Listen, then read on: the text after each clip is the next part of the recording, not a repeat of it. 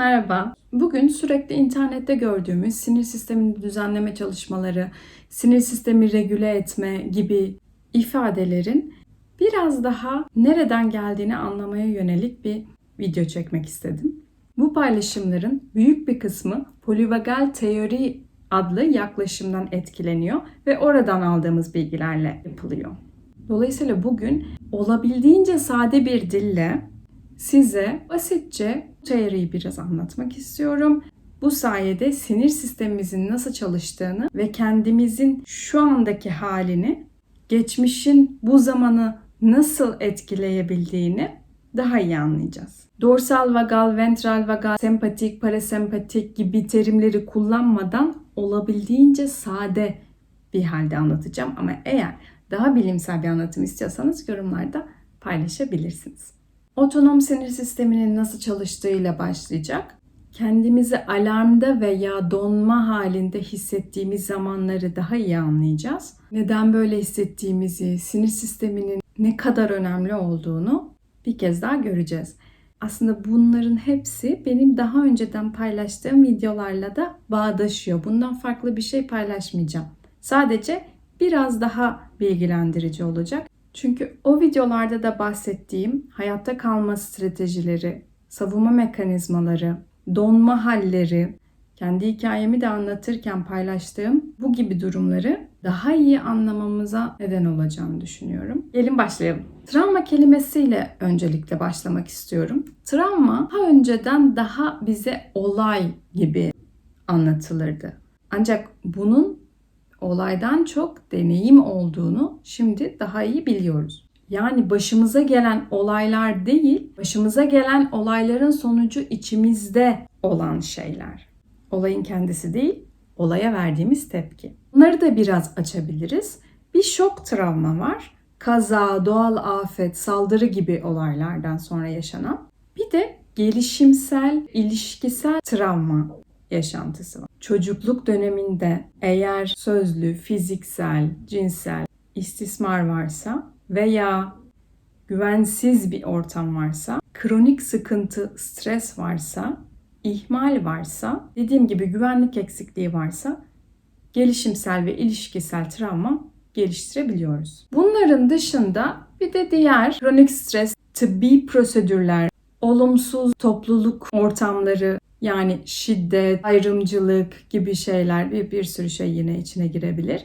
Bu gibi deneyimlerden sonra da yine travma oluşabilir. Şunun da altını çizmenin oldukça önemli olduğunu düşünüyorum. Herkesin deneyimleme hali birbirinden farklı. Yani birisi travmatik bir şekilde deneyimlerken bir olayı başka biri öyle deneyimlemeyebilir.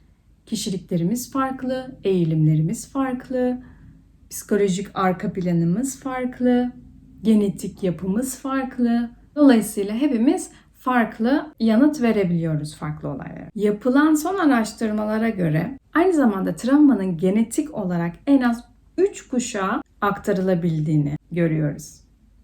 Bunun yanında bir de daha anne karnından oluşan sinir sistemi yapımızın koşullara göre şekillendiğini de ekleyelim. Evet, genetik olarak aktarma başka bir şey. Ancak bunu da eklemek istiyorum çünkü oldukça önemli buluyorum. Anne karnındayken annenin fiziksel koşulları, kendisini güvende hissetmesi veya bedenine nasıl baktığı, bedeninde nasıl hissettiği, yaşadığı stres veya diğer duygusal hallerin çocuğun sinir sistemi üzerinde önemli bir rol oynadığını biliyoruz. Çocuklar hayatta kalmak için en önemli ilk sırada bakım verenlere bağlanırlar. Eğer bu kişiler güvenli değilse, kronik güvensizlik, kronik stres yaşarsak, otonom sinir sistemi doğru kurulmaz ve neyin güvenli, neyin güvensiz olduğuna karar veren sistem hatalı çalışmaya başlar. Şimdi gelin otonom sinir sisteminin nasıl çalıştığına, ne yaptığına bakalım. O zaman daha iyi anlayacağız. Öncelikle otonom sinir sistemi otomatik olarak fizyolojik bazı rollerde oynar. Kalp atışı, vücut ısısı, kan basıncı, nefes alıp veriş, terleme, göz bebeklerinin büyüyüp küçülmesi bile sindirim kadar önemli işlevleri yerine getirilmesini sağlar. Ve bunlara karar vermezsiniz. Bunlar otomatik olarak sinir sistemi tarafından gerçekleştirilir.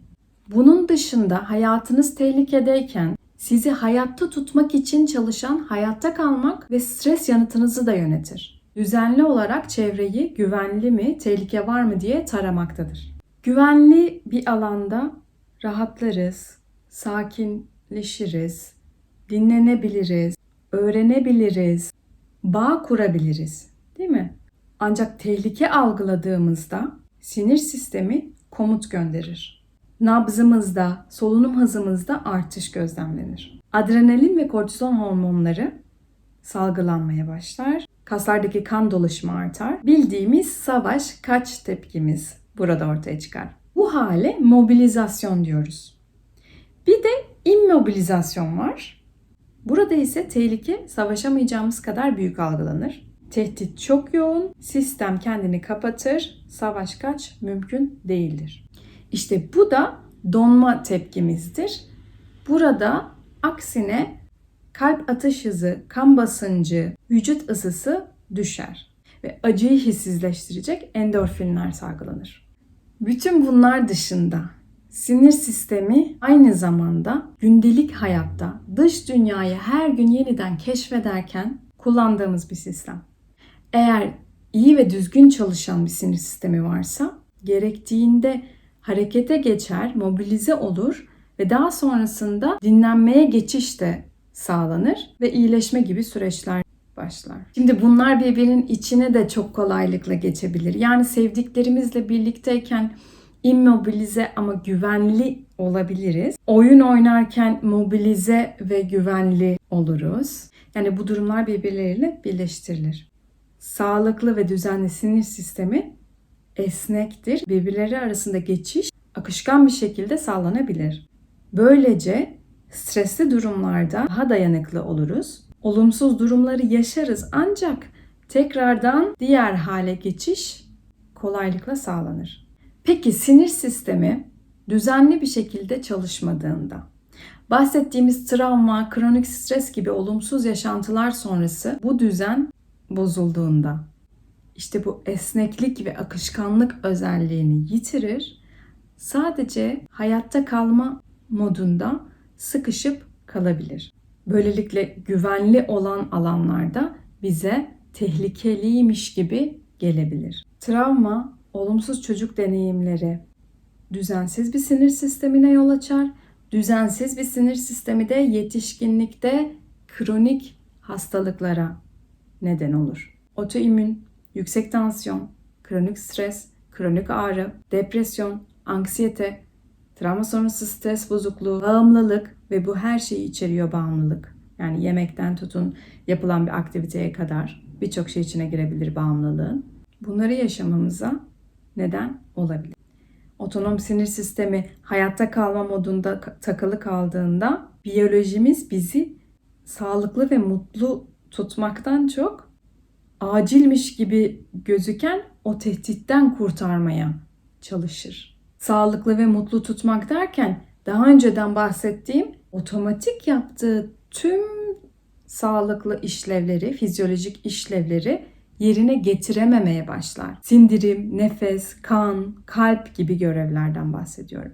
Peki duygusal ve davranışsal semptomlara bakarsak, oldukça zorlu ilişki biçimleri, arkadaşlık, eş, partnerlik fark etmez, anksiyete, depresyon, travma sonrası stres bozukluğu, bağımlılık gibi şeyler. Hani güven ve tehlike ipuçlarını tarar sürekli demiştik ya, işte bu sistem arızalanır. Hatalı çalışmaya başlar. Güvendeyken bile tehlike algılar. Ve bu sürekli hayatta kalma hali oldukça zorlayıcı olduğu için bunları geçici düzenlemek için çeşitli bağımlılıklar geliştirir. Ne yazık ki bu şekilde rahatlama, sakinleme stratejileri oluşturmuş olur. Çocukken yakınlık ve bağlanma güvenli değilse yetişkinlikte de ne kadar yakınlık ve bağ kurmak isterse istesin, bilinç dışı bir şekilde bunu reddeder. Güvenli bağlanamaz. Çünkü sinir sistemi bunun tehlikeli olduğunu öğrenmiştir ve izin vermez. Güvensiz geçmiş ile şimdiki güvenli şu an arasında ayrım yapamaz.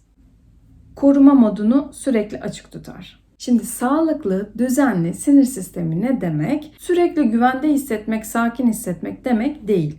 Tehlike algıladığında da görevini yapabilmesi gerekiyor. Ancak bu haller arasındaki geçişin esnek ve akışkan olması demek. Neyse ki bu sabit bir şey değildir ve sinir sisteminizi eğitebilirsiniz. Nöroplastisite, beynin ve sinir sisteminin öğrenme kapasitesidir. Öğrenerek değiştirmek mümkündür.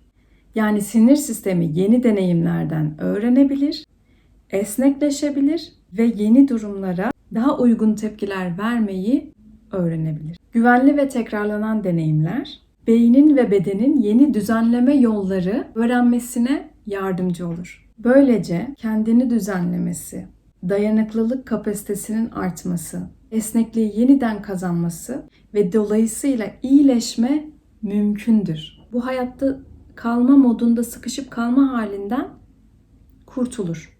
Bununla ilgili yaptığınız her çalışmanın azımsanmayacak derecede önemli olduğunu bilin.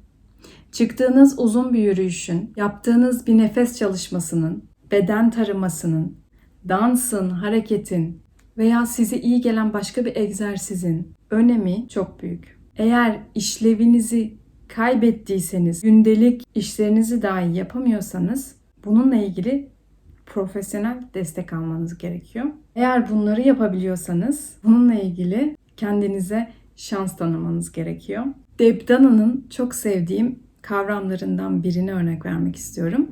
Trigger, tetiklenme dediğimiz şeyin tam zıttı olan glimmer. Yani size o iyi gelen küçücük şey, bir çiçeğin veya kahvenin kokusu, bir güneşin ışığı, sevdiğim bir müzik, bulutlara, gökyüzüne bakmak, kuş sesi, bir küçük çocuğun veya köpeğin size bakması, her şey olabilir.